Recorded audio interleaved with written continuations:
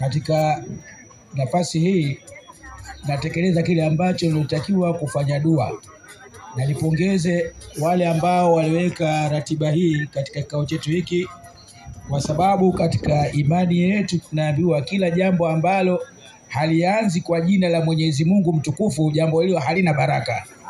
Yani kullu amrin la yabda'u fihi bismillahir rahmanir rahim fahuwa ajzam, jambo hilo halina baraka.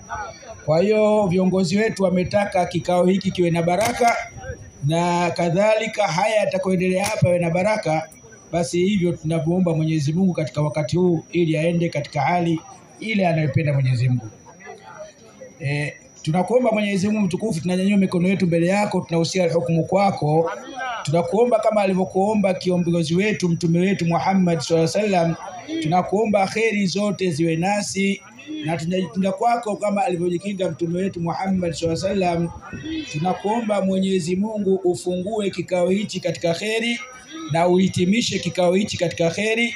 Tunakuomba Mwenyezi Mungu uendeleze tunu ya amani katika nchi yetu hii ya Tanzania, lakini pia tunaomba Mwenyezi Mungu wajalie viongozi wetu wawe katika hali ya nguvu, wawe katika hali ya afya, wawe katika hali ya hikma, na Mwenyezi Mungu wajaze kheri na waweze kukamilisha zoezi hili la kampeni kwa salama na amani.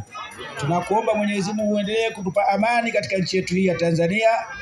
Kadhalika pia viongozi wetu wa nchi hii ya Tanzania, Daktari Mama Samia Suluhu Hassan, uendelee kumpa nguvu, uendelee kumpa busara na hikma na amani, lakini pia umpe afya iliyokuwa njema.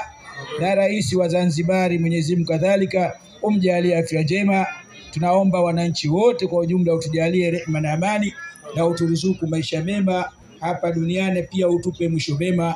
Nimeomba haya kupitia Qur'ani yako tukufu, na tunamtakia rehema na amani kipenzi chetu mtukufu Bwana Mtume Muhammad sallallahu alaihi wasallam wa ala alihi wa sahbihi wasallam, walhamdulillah rabbil alamin. Amin.